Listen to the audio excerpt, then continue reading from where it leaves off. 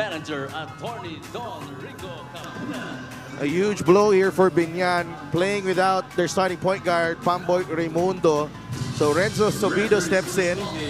Kasama si Carlo Lastimosa, Mark Pingris, Jaymar Himpayan, and Kenny Roger Rocacorva. LJ Gonzalez, Judel Fuentes, the former MVP, Gabanal, Simon Sandagon, and Vince Magbojos completing the five for the Quezon Huskers. Binyan versus your Quezon Huskers. Game 1, the best of 5. South Division Finals, Manny Pacquiao's MPBL. Ito ang Liga ng Bawat Pilipino. We are underway. Game 1 of your South Division Finals. Quezon with the first crack at it here. Jodel Fuentes against Renzo Sobido. Fuentes finds Sandagon, who's blocked by Pingris. You also gotta love the defensive intensity that Renzo Sobido is doing on Jodel Fuentes, especially in that post. Lastimosa. Carlo will fire a three. That's an air ball.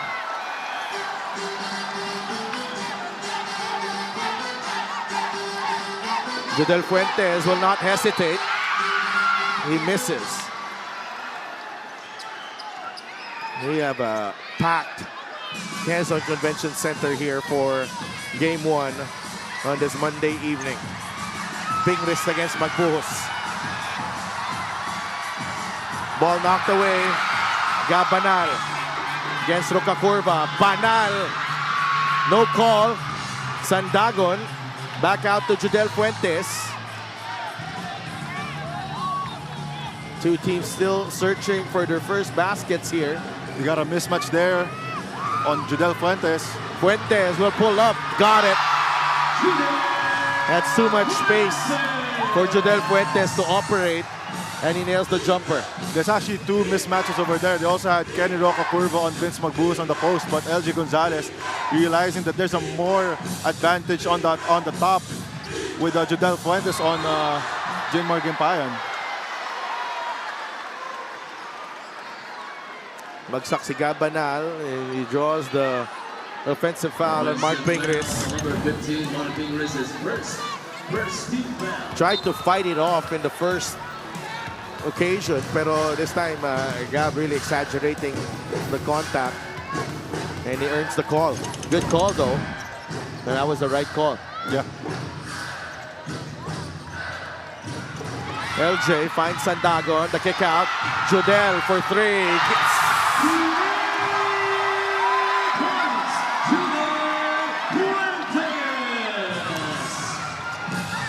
I think that's going to be the problem of Binyan there. They really have to close out very hard and quick in order to stop this three-point barrage from the Quezon Huskers. Their defensive rotations really need to be more crispy in order to try to stop Quezon and their three-point abilities.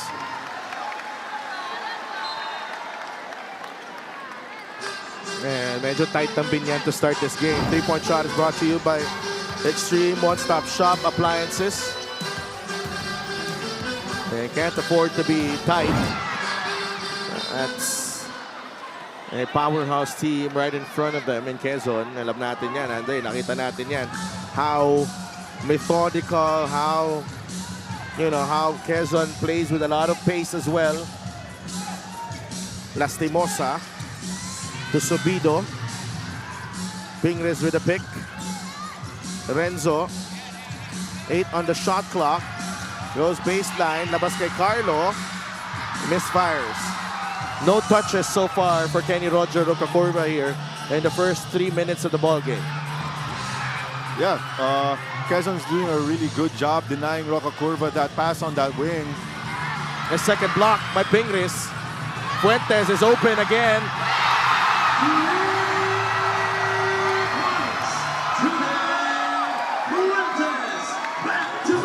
Jodel Fuentes, an early barrage, a personal 8-0 run to start the game para kay Jodel Fuentes.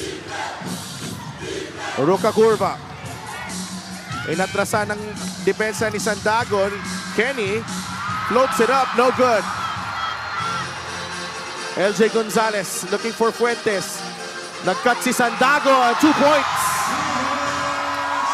10-0 run para sa Quezon to start the game, and this is a cause of concern here for Binyan immediately.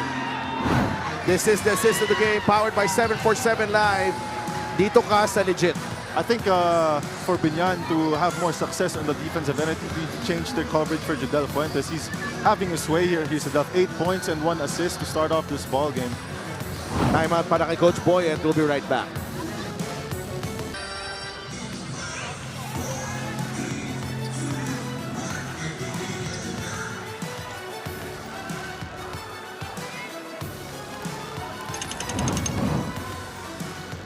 Well, the Quezon Huskers, they do not only, have weapons from beyond the arc, but they also have, really strong inside presence led by Simon Sandagon. Yeah, they're a very well-balanced team, Sedef, as you mentioned, not just from their guards, but also their big man. And it's due to the youth also of their big man. You have Simon Sandagon and Vince Magmuhos, to name a few. As Carlo Lastimosa finally breaks the ice for Binyan with a 3-pointer of his own. Talking about the big men of the Quezon Huskers, Sedef, it's the youth and also the IQ of these big men. Very capable and skillful big men, but as well as, but not just that, but also very willing passers. Oo. And syempre, ito si Simon Sandagon. Really shown a lot of promise this season as Subido gives up the foul to stop the fast break. Look, Quezon's always been a team that's a very good starter. Lagi na lang magandang start ng Quezon, and once they get into their groove, it's really hard to stop them. Once their first 3 shots fall in, mapapansin mo talaga na they really get into this groove. Like parang nagiging in sync talaga lahat ng mga player nila. But they are also not immune to some rough patches during the game. No? Kita natin yan na may time din naman na nahihirapan sila. Oo naman. Well, it's still a basketball team. They're all still humans. But talaga nakaka-impress talaga sa akin nila is yung composure nila, na kahit may mga ganun silang patches, as you mentioned, ang dali nilang bawiin eh. Parang ang dali nilang mag-regroup. That is true. Maayos nila yung ano. I think that is really the mark of a really good team. Roca Curva, what a pass! With eyes behind his head, Kenny Roger Roca Curva. And Carlo Lastimosa with the basket. Judel. Magbuhos from the corner. It's good. That's the 3rd triple for Quezon in this ball game. We're only 5 minutes in. Again, the #1 3-point shooting in the league this season. Talagang makikita mo na yun talaga yung brand of basketball nila, and it shows. Even though kung anong alam naman ng Binyan yan, anong papaghandaan nila, talking about their defensive schemes against Quezon. But when you have a team that this composed and very synchronized, kahit anong gawin mo, ang hirap talaga pigilan. Nice to see Warren Bonifacio get involved in the offense early, but not a strong drive from Simon Sandagon. Dinaanan doon yung pwesto ni Carlo Lastimosa, and they got lost in the shuffle. Oo, ang ganda rin kasi ng, as what people will say, the goal touch screen ni Gab Banal doon para kay Simon Sandagon, which got him a very easy layup. Waray Himpayan. Bonifacio. Soft touch, count the basket, and one. Basket is used by Warren Bonifacio. A good start here for Warren Bonifacio, who's been, I would say, he's not been getting the reps that he's wanted in the past series. It's very good to see him get in this game this early and being very efficient to begin this basketball game. Yeah, this is sabi natin, no? Ito si Warren is a plug-and-play guy. No. And he has fully embraced his role here with Binyan. And I think it needs to be talked a lot more. I don't think people understand. kapag sanay kang ikaw yung go-to player, ikaw yung first or second option, and to go to a team where you have to play a role, it's definitely an adjustment that needs to be talked about a lot more. That's true. And one word comes to mind is sacrifice. Oo, definitely. Here's Lagrama. Will Gozum. Left-handed scoop won't go. Rebound. Nakuha ni Bonifacio. Sobido. Waray. Warren. Feeling good. Warren attacks. Puts pressure on Gozum. Off the bounce right there. Yeah. Nice to see that from Juan Bonifacio. It looks very healthy, the way he's moving there. Very agile. Yung parang dating galaw ni Warren Bonifacio, nakikita natin parang mas mabilis pa ngayon, you know? And it's nice to see there's no tape on his left wrist because he's been struggling with that left wrist injury. Kaya nga. Himpayan loses the handle against Opiso. Entering the game is from Inayong Iyam, Eman Tagle. It's the fast break of the game brought to you by Extreme Expa Personal Karaoke Speaker. Everyday karaoke. Nahanapan na paraan. Itong si Kenny Roger Rocakurva. The eyes in the back of his head there. No look pass to Carlos Timosa for an easy floater. Lagrama and Eman Tagle are in the game. Banal dumps it to Will. Digs in against Himpayan. There's a foul on Waray. A strong move there by Will Gozum.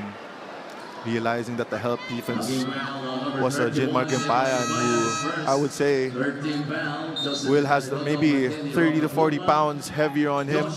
He decided to use his body there and get a foul. Very strong, aggressive move there. They're going to need a lot of that from Will Gozum. Especially with a team like Binyan, who's was a very good interior defense. I'd like to thank LGR, the official outfitter of the MPBL. First one goes in para dito kay Will Gozum.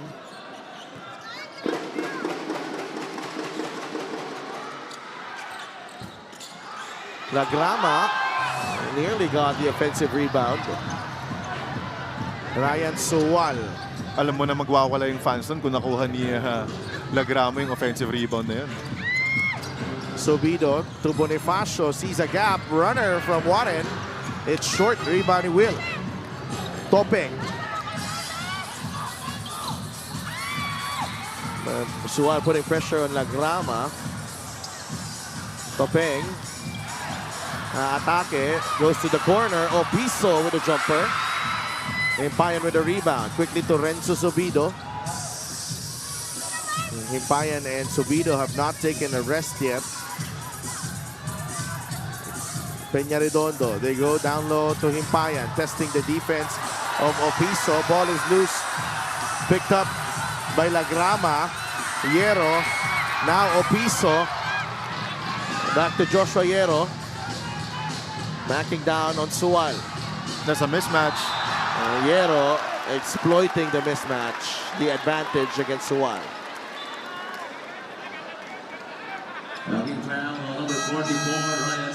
Also, you see the confidence of Joshua Hierro, realizing the mismatch down below, not hesitating to take Ryan Suwal down to the post, believing in his physical capabilities na kaya-kaya niyang postehan si Ryan Suwal.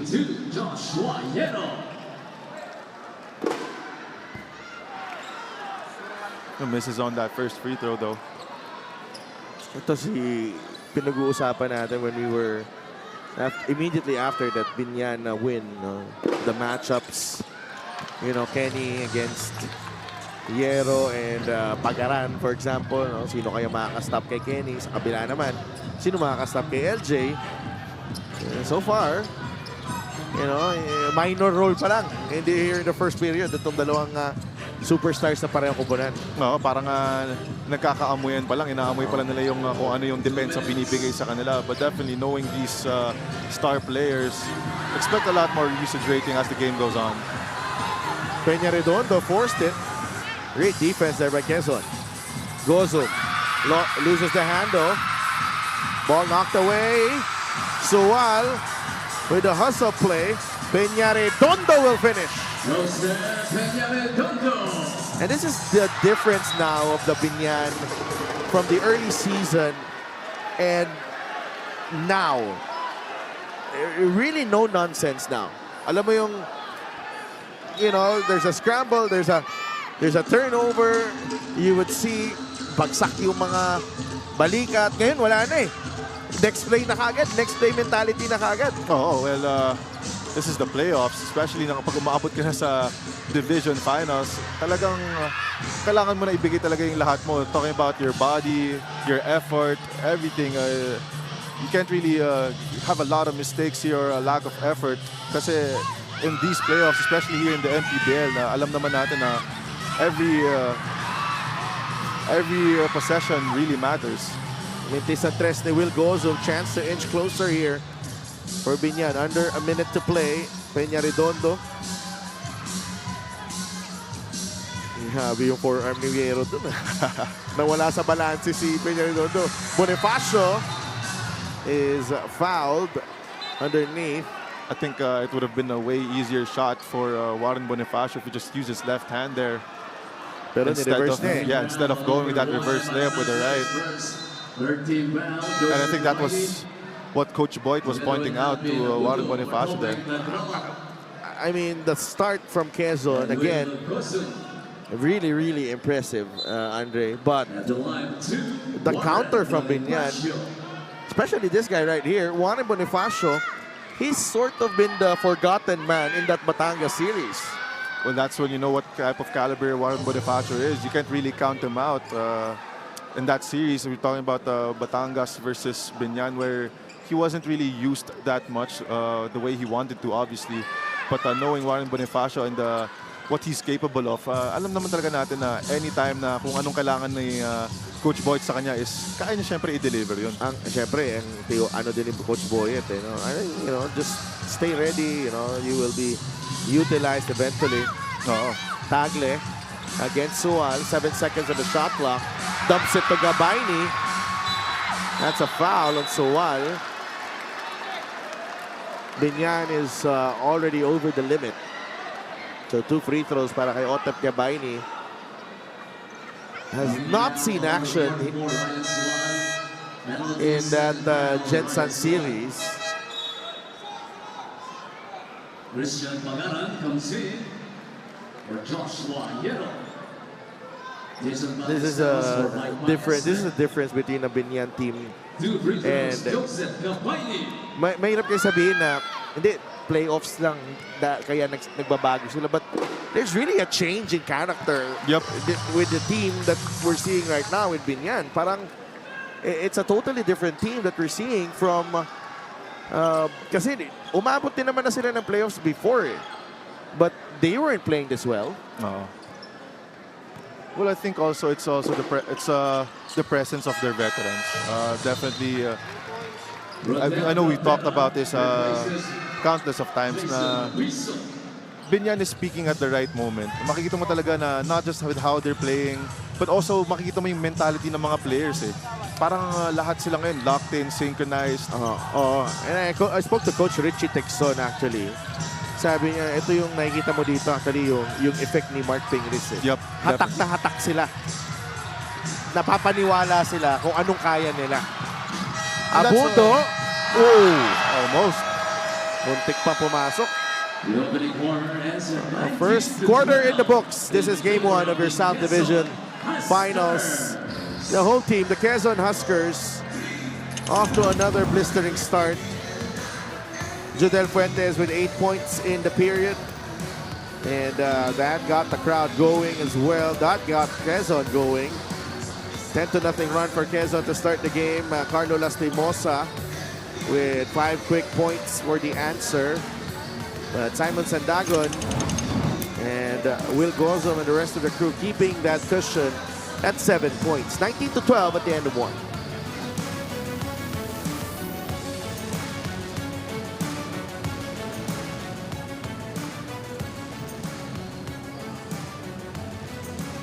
Bring in Andrea Indiso. For Binyan, there is only one secret for their good run so far: commitment. Especially the commitment of their veterans to step up in the most crucial part of their campaign. Sabi nga ng coaches, sila na mismo ang umaayos sa sarili nila Although Pamboy's absence is considered a big blow knowing the leadership he provides on the floor. But one thing about this team, they did 3 days of review. At alam nyo ba, Coach Boyet noticed that Binyan and Quezon has so many similar plays. Ang advantage, they know how to counter. But the disadvantage, the team had to come up with much more with just a week-long preparation. One thing that the coaching staff and players pointed out in that short given time to prepare, iba ang talino ng isang Coach Boyet Fernandez. Back to you guys. Maraming salamat, Andrea, for that inside scoop from the Binyan side as Maestre misses. And I think that's the word that we've been looking for, commitment, Andre. Yung pag-commit itong Binyan at pag-buy-in nila. Yun yung kaibahan ng start ng season to the Binyan version that we're seeing right now. Yep, I agree. If you really look into the team, from last season to this year's regular season to the playoffs, you can definitely tell a difference when it comes to how the players are acting. Definitely, you're right. I agree. It looks like they've bought into the system. They've bought into the goals of the team, and they're playing like it. Everyone's synchronized. Everyone's doing their job to the best of their abilities. And really, Coach Boyet Fernandez, they put their trust on Coach Boyet and his decisions. Why not? He's a proven winner in Philippine basketball. Rodel Gravera with a turnaround shot. No. Otep Gabayni is whistled for the foul, and Gravera goes back to the bench. Wishing well, number 22, Joseph Gabayni's first. Balik agad si LJ Gonzalez dito. Bam Lopez replacing Lions 1. And here comes Bam Lopez. They're earlier than usual for Bam Lopez. Nung game 3 nung Batangas na yun, second half na siya pinasok, no, si Dev? Hindi na nga alam kung papasok pa siya. Kwento yun eh. Kumain na nga daw siya kasi parang kinakabahan na siya. Pwede mo makikita na always ready talaga siya, na kahit second half na pumasok. Sandagon and Ballesteros. They're going after that loose ball, jump ball. Huskers will have the basketball. Will Cousin replacing Joseph Gabayni, Kenny Roca Curva for Joseph Peña Redondo. Ito rin yung maganda dito sa Binyan ngayon. They might struggle offensively. They're just shooting 6 of 17. They're 1 of 5 from beyond the arc, but they are always in the thick of the fight because of their defense. And that was very evident in that series against Batangas, wherein there were a lot of moments where they were really struggling to put the ball in the basket. Pero that's the third block. there's going to be a fight there. No. We're good. We're good. All right. We're good. A good job by the referees too, and kay Kuya Balin took control of that situation quick. Yeah, it was Sandagon and Maestre. Labanan sa pwesto. Gigil lang sila. Gigil mo ko eh. Sa playoffs natin, sanay na tayo sa ganyan. It's very normal for players to be physical. Vince Mabuhos coming in for Simon Sandagon. Laking bagay yun, Ballesteros with the rim protection and intimidation dun sa ilalim. Dadalong isip ka rin kung aatake ka eh. Napakahaba talaga ni Ballesteros. Fuentes did not get that one to drop. That was a terrific defense galing kay Pido. There's Bam Lopez. Lopez will fire. Mintis, rebound, Judel. Mamadali si Judel Fuentes. Ball knocked away. It's off Judel. And dito mo makikita yung value ni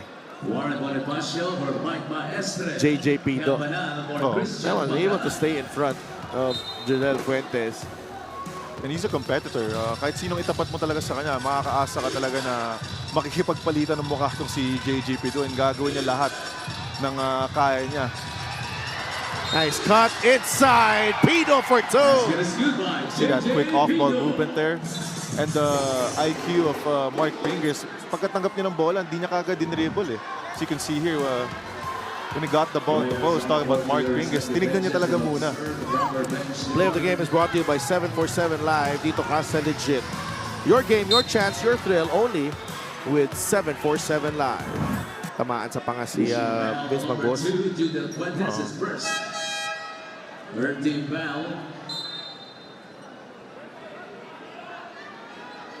Boss Monching Talisayon and Mac Macardona.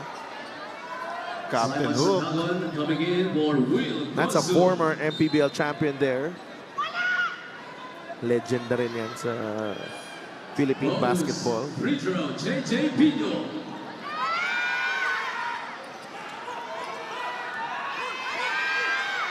Pido at the line.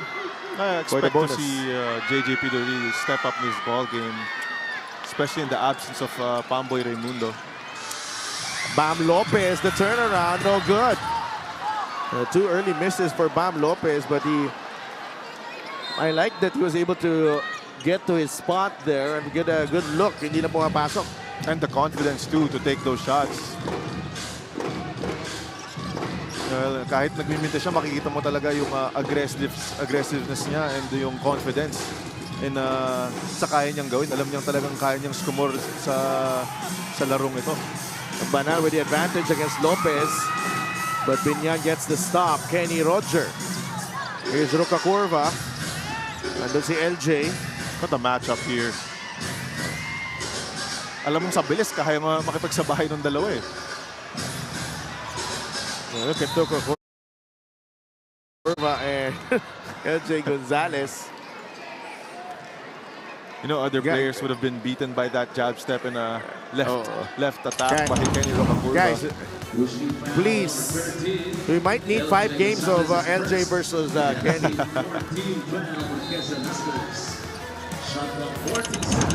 Pwede bang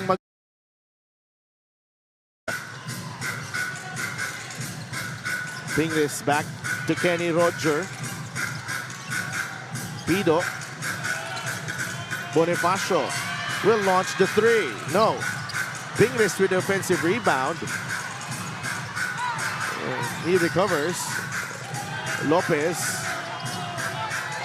Sandagon is working so hard to deny Bonifacio that post. That's a bailout call, but it is the right call.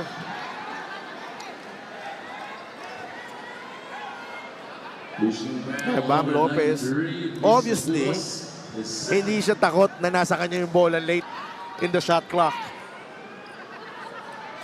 Didn't really want to give it up. Just wanted to create either for himself or for his teammates. That's his character. He's a really confident player. Talking about Bam Lopez. Grabe yung tinira niya nung game 3 ng Batangas. So that go-ahead basket. And even the audacity to take those 3-pointers cold off the bench, by the way. Grabe. The confidence of Bam Lopez. Batang Fairview ito, si Bam Lopez. And Quezon calls a timeout. They nice their matchup here. Although naka-score na si Simon Sandagon over Mark Pingles kanina. Naka-block naman na si Pinoy Sakuragi kay Simon Sandagon. Maaga pa sa game. Ganda ng player matchup natin today. A veteran and a young player. An up-and-coming big man. Yeah. You know, Simon Sandagon, I think he has a really bright future ahead of him. Well, he has the tools. He has all the physical tools. He's what, 6'5"? Yeah, and what I like about Simon, actually, scored this in the last 4.5 minutes. What I like about Simon is that dito talaga siya nahubog at gumaling sa MPBL. Yeah. Kung talagang sinusubaybay mo yung career ni Simon Sandagon, talagang makikita mo yung difference niya from his early years in the MPBL and even his college years to what the player he's become right now. Oo, sobrang polish ng laro. Yeah. LJ, Ruka Curva ang nakabantay doon, and Quezon is in the penalty. So Ruka Curva will go to the line for 2 free throws, but Bam Lopez just battled Gabanal for probably 20, 40, 50 to 20 seconds. Just a battle for position, and then somehow, Binyan gets the stop. I mean, they've been doing it the whole playoffs. Talagang makikita mo yung grit ng Binyan, especially on the defensive end. We were amazed in that Batangas series. Now Mandatory substitution it's for Warren Bonifacio. Warren Bonifacio's got blood on his lip, I think. So Big Boy Hernandez will come in. Big Boy Hernandez to replace Warren Bonifacio. So we by now dapat di na tayo man nabibigla, pero na-amaze pa rin tayo. Oo. Because nakita mo yung effort. You saw how difficult that shot was for Judel Fuentes. JJ Pido defending him. Tied at 19.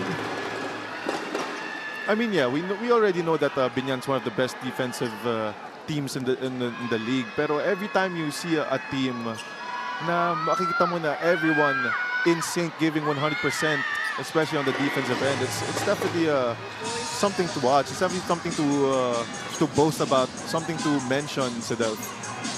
Na syempre, #1 team yung kalaban mo eh. Kaya makita mong pumapalag ng ganito yung Binyan, especially nakikipagsabayan sila sa pace ng Quezon as well. Kaya it's definitely something to mention. LJ has been struggling. That's turnover number 8 para dito sa Quezon, and Binyan the chance to extend his lead. Ruka Curva and their devil drive, no good. Pido gets it to Ruka Curva. Big Boy and Simon fighting for possession. Ruka Curva to JJ. JJ Pido with a finger roll. That won't go. Fuentes is down on the floor. Oh no. Clutching his left ankle.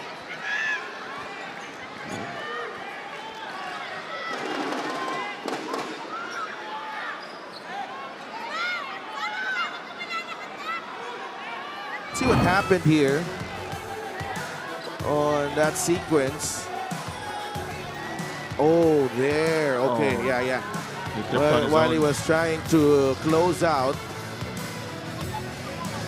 No, he hurt himself there. Trying to close out on JJ Pido. Actually, siya pa yung si Pinoy Sakuragi pa yung nabagsakan niya doon. That's kind of an awkward fall. Kung makikita mo talaga sa replay, parang bumigay na lang din yung ankle niya doon. Parang hindi naman sumabit yung sole niya, no? Oo, parang nag-ano na lang eh, nag-jerk na lang bigla eh. Parang bumigay eh. That's Judel Fuentes' parents who are actually watching for the first time in his MPBL career. Wow. Yeah, it's a tough guy. Yeah. It's a mandatory sub, Eman Tagle to replace Judel Fuentes. Judel, papahinga muna. See what happened here. Yeah. Yun. Parang bumigay lang yung ankle niya doon, nag-twist. Kaya nga. And Judel already has 8 points in the ball game. But knowing Judel Fuentes as a player, he's definitely gonna come back into this game. Yeah. Papa-retape niya lang yan. He's gonna be fine. A good sign he's able to walk it off without any help. Well, Quezon shooting just 28% at the moment. Still scoreless here in the second period. Banal changes that. And makikita mo agad yung adjustment ng Quezon Huskers doon. Nakita nila na si Bam Lopez ang bumabantay kay Gabanal. He was in there in the blink of an eye. Oh my Kenny goodness. Roger Ruka Curva. Hindi mo ba nga nakakanta yung unang stanza ng favorite Kenny Rogers song mo? He was already at the cup. Play of the game brought to you by 747 Live. Dito ka sa legit, your game, your chance, your thrill. Only with 747 Live. What a use of an in-and-out crossover for Kenny Roca Curva to freeze Gabanal on that left wing. What a move there for Kenny Roca Curva. Banal trying to answer with the 3. Bam Lopez. fires the three. No. Back the other way, LJ Gonzalez.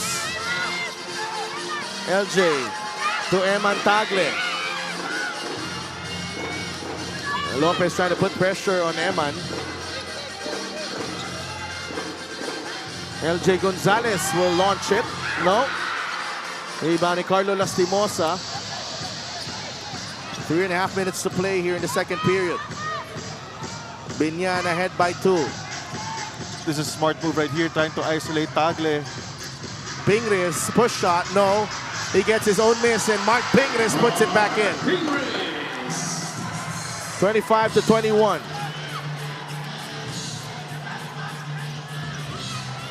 LJ. They go to Banal. Now it's Sandagon against Pingris. Gonzalez has it. LJ finds Tagle for 3. Yes! Crucial basket there para kay Eman Tagle. Able to find Eman Tagle was LJ Gonzalez. And 1 point game. And I think also, Sadef, that's where the Quezon Hustlers are going to have a lot of success. They really need LJ Gonzalez to keep attacking that basketball and attracting a lot of help defense to be able to find an open teammate. 3-second violation. Masyado masikip dun sa ilalim.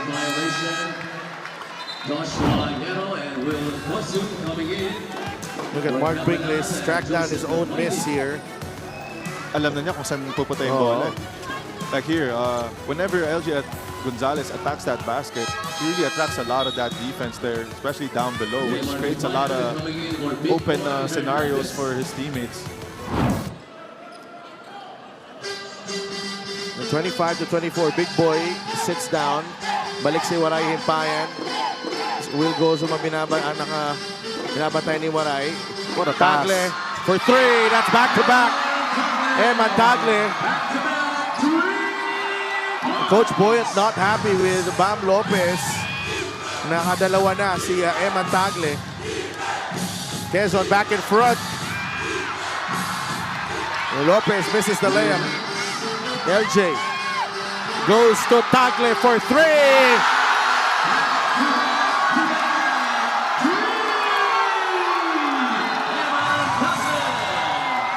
Homegrown hero Eman Tagle with 9 points here in the second period. Breathing life to the Quezon Huskers bid here. LJ Gonzalez with 3 wonderful setup jobs para dito kay Eman Tagle. And he makes no mistake, Eman Tagle. You just gotta love what LJ Gonzalez is doing here also, Sadel. No selfishness from him, realizing that Eman Tagle has the hot hand and he's just kept on feeding him. Timeout, Binyan.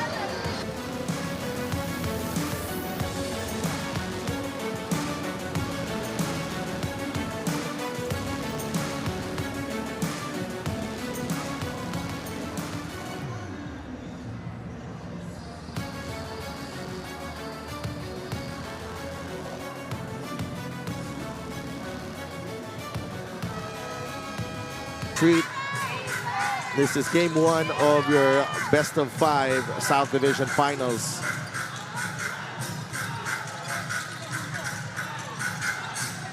Ruka Curva. Oh, they got Eman Tagle and Carlo Lastimosa on that post again.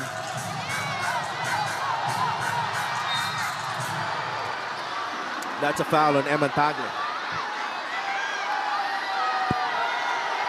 Yeah, but that's a mismatch right there. If you're Binyan, you really need to go to Carlos Lastimosa, especially when he has a young Eman Tagle on him.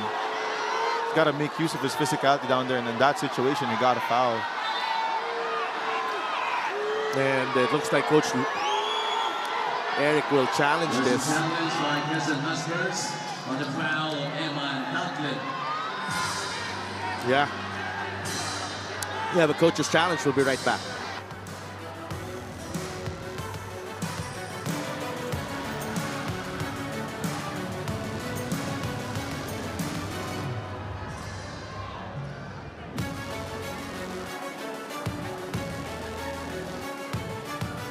Upon review, the challenge was unsuccessful. Foul on Emma Tagle is second. So second foul on Emma Tagle. You be the judge here, Andre. Ayun. Yeah. I think he got a part of the elbow on that shooting hand by Carlos Simosa, and I think that's what the referee saw in that situation. Yeah, I believe that was the right call there by the referees.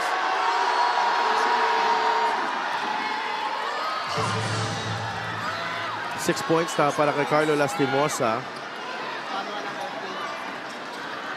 Ito yung maganda dito sa dalawang kupanan eh. You keep them, you keep them within striking distance, both of these teams. At some point, you're gonna pay for it. Yeah. Ito nga eh, yung Binyan. Quezon was struggling big time. But ganun ng kadali para sa kanila na makabalik. And the past 3 minutes, they have scored 13 points. Well, with the personnel that Quezon has, you definitely got a lot of players that can step up, and their whole lineup is very capable. Talking about the Quezon Huskers. 3-second violation. It's a 3-second. That's the problem when masyado matagal ang bola din sa poste. Kaya nga. Also, good job by Will Gosm standing his ground there.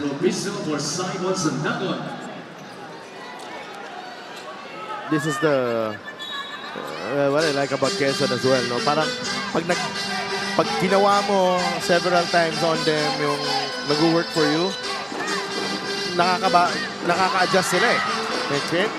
Is that Kenny? Yeah, Kenny with a block on LJ.